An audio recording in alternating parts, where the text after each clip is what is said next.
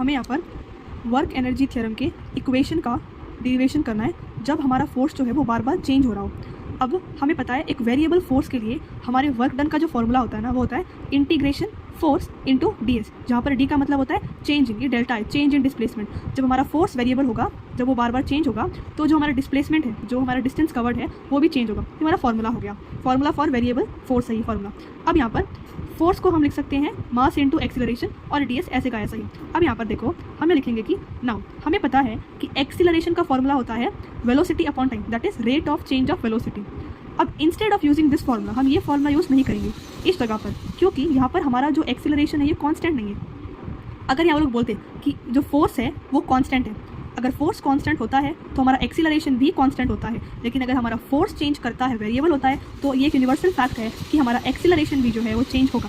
So instead of using this formula we will use a is equals to d we upon D t. V और t as it is ही रहेगा, लेकिन हम यहाँ पर D use कर रहे हैं, यानी कि डी का मतलब क्या, डी मतलब change in velocity divided by change in time, as because a which is acceleration is changing rapidly due to variable force. तो अभी हम यहाँ पर ए की जगह वी अपॉन टी यूज़ ना कर हम यूज़ करेंगे a is equals to d we upon D t, that is change in velocity divided by change in time.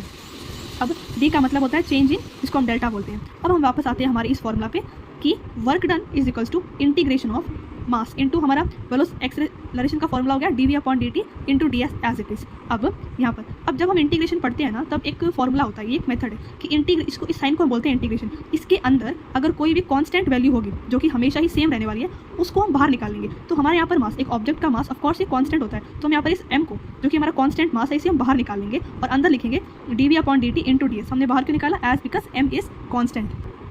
अब हम यहाँ क्या करेंगे, हमने मास को बाहर निकाल रखा है, इंटीग्रेशन पहले था D divided by D T into D S. यहाँ पर पहले 1 था, अब डी टी को आप 1 से मल्टीप्लाई करो, आप यहाँ 1 रखो या यहाँ 1 रखो, बात तो एक ही है। तो मैंने डी टी को यहाँ से उठा के यहाँ रख दिया फॉर माई सेटिस्फैक्शन, ओके, मेरी सहूलियत के लिए मैंने यहाँ पर रख दिया। आगे देखो एम मास इंटीग्रेशन। अब यहाँ पर देखो ये एक फिर से एक फॉर्मूला होता है इंटीग्रेशन में कि जो डी वी है ना, इसका जो आप एक बार सिर्फ इस डी वी को देखो, इस डी वी का जो इंटीग्रेशन होगा ना वो वी होता है। अगर यहाँ पर होता है डी एक्स तो डी एक्स का इंटीग्रेशन एक्स, अगर होता है डी एम तो इस अलोन डी एम का इंटीग्रेशन विल बी एम। यहाँ पर डी वी है तो डी वी का इंटीग्रेशन हो गया वी, फिर से मल्टीप्लाई। अब यहाँ पर देखो ये क्या है, D S upon D T. D S upon D T को मैंने लिख दिया डी वी, क्यों, क्योंकि यहाँ पर देखो ये हमने क्यों लिखा, क्योंकि स्पीड अपॉन टाइम क्या होता है, वेलोसिटी होता है, speed upon time is velocity, तो मैंने वी लिख दिया और डी को मैंने एज इट इज लिख दिया। उसके बाद फिर से ये एक और मेथड, एक और फॉर्मूला होता है इंटीग्रेशन में, मास को मैंने बाहर रखा। ये फॉर्मूला अगर ये होता है, ये इस तरह होता है कि v इंटू डी वी है, तो इसका मतलब हमें कुछ इस तरह लिखना होगा कि v इंटू डी वी को इस पूरे का इंटीग्रेशन सॉल्व करने के लिए हमें फॉर्मूला लिखना होता है ऐसे, v की पावर में जो भी नंबर है, यहाँ कुछ भी नहीं मतलब 1 है, तो मतलब फॉर्मूला ऐसा होता है v की पावर में n plus 1 divided by n plus 1।